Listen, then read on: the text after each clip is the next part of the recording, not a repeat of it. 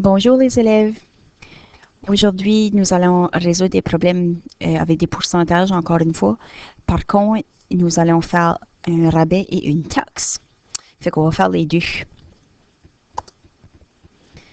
OK, voici notre problème. Je vais juste faire un exemple.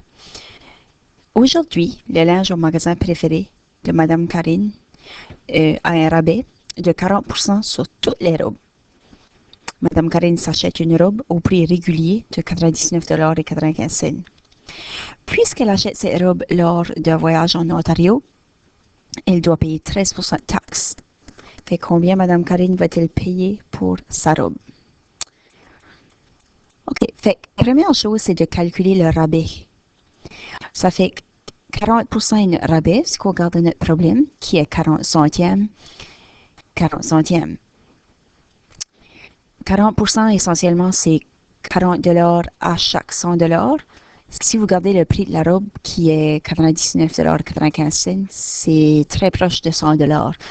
Donc, on sait déjà que notre rabais devrait être proche du 40 $. Fait qu'on va aller faire le calcul. J'ai déjà expliqué comment calculer le rabais dans une vidéo précédente que vous pouvez aller voir. Fait voici la méthode, ou une des méthodes.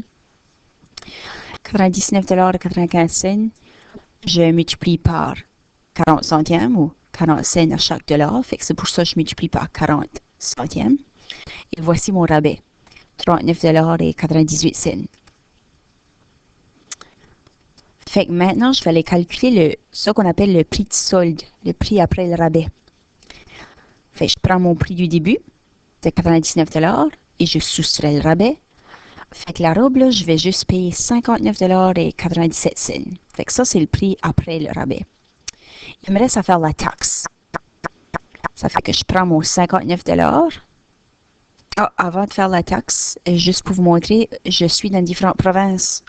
Ce problème cette robe a été achetée en Ontario, puis on disait que la taxe était de 13%. Fait que 13%, c'est 13 centièmes. 13 $ à chaque 100 $. Ça fait que prenez votre prix réduit, qui est votre prix de solde, qui est 59,97 $. Je le multiplie par 13 centièmes. J'ai une taxe de 7,80 $. Maintenant, la dernière étape, je dois additionner la taxe. Donc, 59,97 $, plus ma taxe de 7,80 $. Donc, Madame Karine, elle va payer 67,78 $ pour sa robe. Donc, rabais en premier, ensuite taxe. Une autre manière de le faire, c'est avec la multiplication croisée. Je l'explique parce qu'on devra l'exploiter plus loin avec d'autres problèmes. Fait que c'est pas mauvais de la comprendre tout de suite. Fait voici la deuxième méthode qui va venir à la même réponse.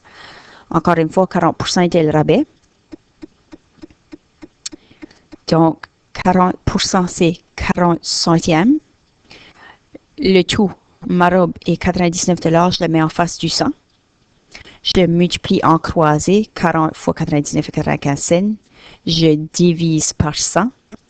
Donc, mon rabais est de 39,98 $. Je continue. Je dois soustraire le rabais. Fait 99 $ et 95 cents, je soustrais 39,98 $. Voici le prix de solde.